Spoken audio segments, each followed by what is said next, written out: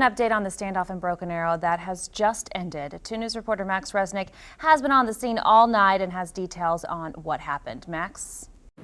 Good evening, Marla. The standoff just ended about 10 to 15 minutes ago, and it ended when it began with a flashbang from the Broken Arrow Police Department. Then they used a battering ram to break inside the home. Then we watched as they brought the suspect out of his home, laid him down on the lawn, and then arrested him. Now, we understand that he's going to be transported via EMS to the hospital to be treated for any possible injuries that he sustained when that flashbang went off. Now, let's take you back earlier this afternoon. This all began at about 4:30 this afternoon when a third party called into the police department on a domestic dispute. It was at that time that an officer came out here to Broken Arrow to check on that dispute. When the officer tried to make contact, nobody would come to the door.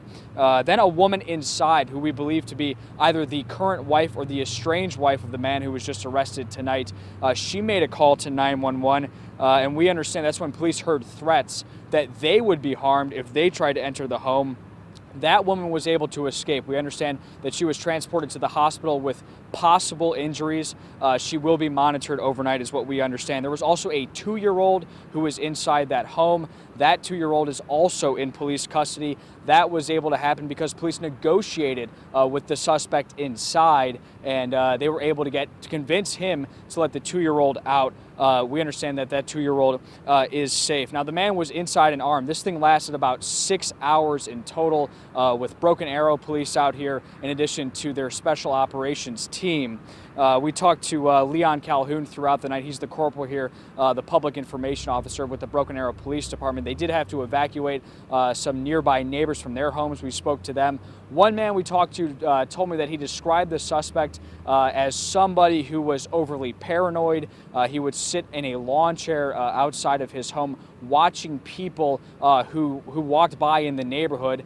We understand that the suspect had only moved in just a few weeks. We understand it's probably a rental property. One of the Homeowners Association board members told me that the people inside the home at the time tonight were likely not the owners. So again, after 6 hours, it took police using a flashbang to begin the end of this standoff. They used a battering ram to get inside. They brought him out about 15 minutes ago. That's where they arrested him. Again, he's now being transported to the hospital. If there are any updates, we'll of course bring those to you on KJRH.com. And if we do have time to squeeze in any more updates tonight, if we do find out any information, we'll try to break it.